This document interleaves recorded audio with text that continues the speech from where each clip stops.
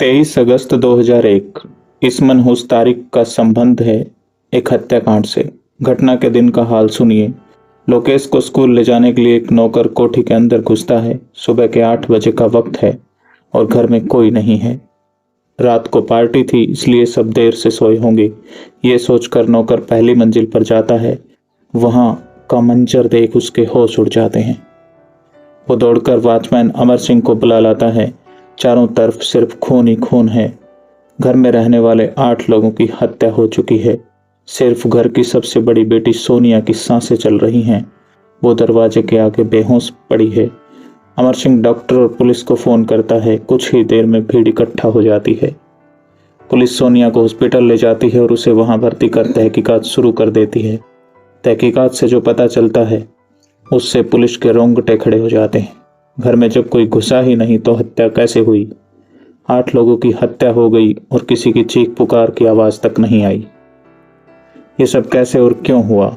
पूर्व एमएलए की कोठी, हिसार शहर के बिल्कुल नजदीक एक मकान क्या बिल्कुल आलीशान कोठी समझिए, इतनी भव्य कि आसपास के लोग देखने आया करते थे। घर वालों के ठाठ ऐसे कि सड़क से गाड़ी सीधा बेडरूम के पास जाकर रुकती थी। ये मकान पूर्व विधायक रेलूराम पूनिया का था, जिनकी शुरुआत कभी एक ट्रक क्लीनर के काम से हुई थी। आगे जाकर उन्होंने तेल का धंधा शुरू किया और अपनी मेहनत के बल पर खूब धन संपदा जोड़ ली। उसकी संपत्ति में शामिल थी 163 एकड़ जमीन, 25 एकड़ में फैला हुआ एक फार्म हाउस। इसके अलावा दिल्ली और फरीदाबाद में कई दुकानें और प्लॉट भी उनके नाम पर थे। ये सब रेलूराम की मेहनत का फल था। उनकी कुल संपत्ति करीब 50 करोड़ के लगभग थी। वो चाहते तो विदेश में रहकर लग्जरी लाइफ जी सकते थे, लेकिन वो थे हरियाणा के ठेठ देसी आदमी, समाज सेवी। पैसा खूब था, अब चाहिए थी फुल इज्जत, और वो एक ही तरीके से मिल सकती थी, राजनीति में आकर। सो रेलूराम बन गए नेताजी। 1996 में बरवाड़ा सीट से विधानसभा चुनाव में आजाद उम्मीदवार के तौर पर खड़े हुए और जीत भी गए। हालांकि इससे अगले चुनाव में उनकी हार हुई, लेकिन नाम के साथ पूर्व एमएलए का तमगा लग गया। नेताजी का परिवार भी काफी लंबा चौड़ा था। उन्होंने 2 शादियां की थी।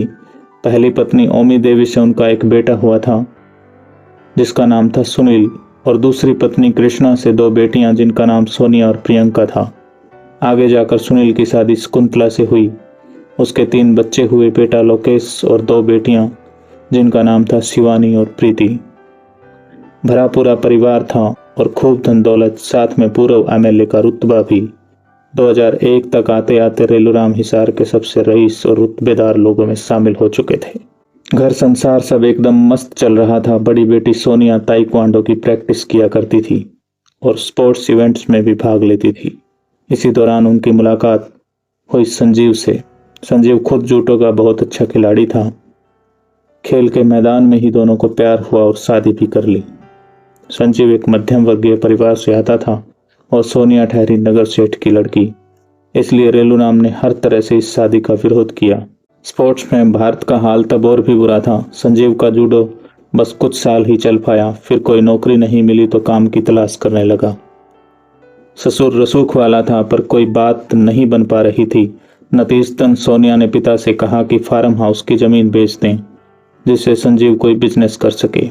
जमीन के मामले में भाई भाई की लड़ाई आपने सुनी होगी।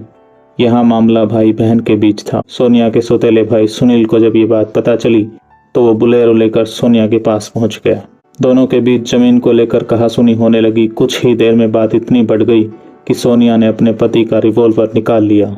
गनीमत ये है कि उस दिन कोई अनहोनी नहीं हुई, लेकिन ये अच्छा हुआ या गलत, ये आने वाले भविष्य को तय करना था। खैर, इस कहासुनी के बाद सुनील वापस घर चला गया। उधर सोनिया गुस्से से बिलबिला उठी। उसे लगा कि अब सीधी उंगली से काम नहीं चलेगा और अब जायदाद पाने का एक ही रास्ता है, वो ये कि पूरे परिवार को रास्ते से हटा दिया जाए। ये बात उसने अपने पति संजीव को बताई, जिसे सुनकर पहले तो संजीव ने आनाकानी की, लेकिन फिर वो तैयार हो गया। इस काम को अंजाम देने के लिए 23 अगस्त 2001 का दिन चुना गया। इसी दिन सोनिया की बहन प्रियंका का जन्मदिन होता था। दोनों ने सोचा इससे अच्छा मौका उन्हें दोबारा कभी नहीं मिलेगा। उन्होंने बिना रेलूराम को बताए एक पार्टी का इंतजाम किया। प्रियंका स्कूल के हॉस्टल में रहती थी, इसलिए सोनिया हॉस्टल गई और उसे फार्म हाउस ले आई। रात को खूब आतिशबाजी की गई, खूब गाना बजाना हुआ, खूब मस्ती हुई। देर रात खाने के बाद सोनिया की फरमाइश पर ड्राई फ्रूट वाली खीर बनवाई गई। खीर खाने के बाद सब सोने चले गए, लेकिन उन्हें पता नहीं था कि सोनिया ने खीर में अफीम मिला दी थी, जिससे सभी लगभग बेहोश हो गए। सोनिया ने संजीव से कहा यही मौका है, और वो अपने रिवॉल्वर ले आई। संजीव ने जवाब दिया कि घर में कुल 8 लोग हैं और रिवॉल्वर में सिर्फ 6 गोलियां। इसके बाद सोनिया गैराज में गई और लोहे की एक रॉड उठा लाई, और फिर शुरू हुआ सोनिया और संजीव का हैवानियत का खेल। सबसे पहले दोनों रेलूराम के कमरे में गए, जो गहरी बेहोशी में था। सोनिया ने संजीव को लोहे की रॉड पकड़ाई और अपने पिता के सर पर वार करने को कहा। संजीव ने रेलूराम के सिर पर राड से 2 वार कर दिए। पिता के बाद अगली बारी मां की थी। कृष्णा देवी का कमरा बगल में ही था। दोनों उनके कमरे में गए और सोनिया ने एक तकिया लेकर कृष्णा देवी के मुंह पर रख दिया। रेलूराम की ही तरह कृष्णा देवी के सिर पर भी रॉड मारी गई, लेकिन रॉड फिसलकर बगल में सो रही शिवानी को लग गई। 2 साल की बच्ची उठकर रोने लगी। उसकी आवाज से कोई आ न जाए, इस डर से संजीव ने उसके सिर पर भी रॉड दे मारी। उसके बाद दोनों सुनील के कमरे में गए। सुनील कदकाठी में अच्छा था, इसलिए पहले दोनों ने उसके हाथ पैर बांधे और उसके भी सिर पर रॉड से वार किया। सुनील की पत्नी शकुंतला और छोटी बहन प्रियंका को भी इसी तरह बेरहमी से मार दिया गया। हैवानियत की हद देखिए, उन्होंने 4 साल की उम्र के लोकेश और 45 दिन की बच्ची प्रीति को भी नहीं बख्शा, जबकि खुद सोनिया और संजीव का 1.5 साल का एक बेटा भी था। सोनिया का ये नंगा नाच पूरे 2 घंटे चला। ठंडा पड़ा तो दोनों को पुलिस की याद आई। सोनिया ने संजीव से कहा कि वो 1 करोड़ उसे भी मारे ताकि पुलिस को उस पर शक न हो। उसके बाद उसने संजीव को एक कार में बिठाया और उसे किसी और जगह छोड़कर आई। वापस लौटकर उसने कुछ और पटाखे जलाकर आतिशबाजी की, ताकि लोगों को लगे कि वहां अब भी पार्टी चल रही है। कुछ मीडिया रिपोर्ट्स के मुताबिक इसके बाद खुद भी जहर खा लिया था। हालांकि वॉचमैन अमर सिंह के हिसाब से यह सब पुलिस को बरगलाने का एक तरीका था। सुबह पुलिस पहुंची तो सबसे पहले सोनिया को हॉस्पिटल में भर्ती कराया गया। उसके बाद पुलिस ने अपने तहकीकात शुरू कर दी। शुरुआत से ही शक की सुई सोनिया की तरफ थी, लेकिन पुलिस को जो भी सबूत मिले वो सब चौंकाने वाले थे। अस्पताल से डिस्चार्ज होने पर पुलिस ने सोनिया से पूछताछ की। पहल उसने सवालों को टरकाया, लेकिन थोड़ी सख्ती दिखाते ही उसने पूरी कहानी बयान कर दी। 26 अगस्त को पुलिस ने सोनिया को गिरफ्तार कर लिया। साल 2004 में कोर्ट ने संजीव व सोनिया को फांसी की सजा सुनाई थी, जिसे सुप्रीम कोर्ट ने भी बरकरार रखा।